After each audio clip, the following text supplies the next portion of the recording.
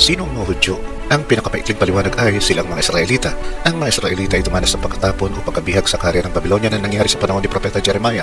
Subalit ang mga dukha sa bayan ay binigyan sila ng mga ubasan at ng mga bukid sa lupain ng Huda. Ito ay ayon sa Jeremiah chapter 39 verse 8 hanggang 10. Matapos ang kanilang pagkabihag at sila ay makabalik sa Israel, nag-umpisa na silang tawagin ng mga Hudyo, anumang tribo man sila, napapabilang.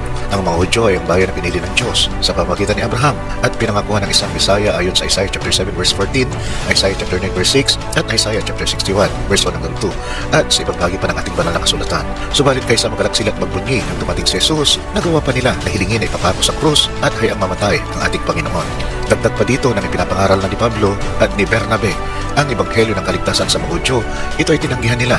Makikita naman natin ito sa Acts chapter 13 verse 46. Anong dahilan bakit tinanggihan ng mga Hudyo si Jesus, ang kanilang Mesaya?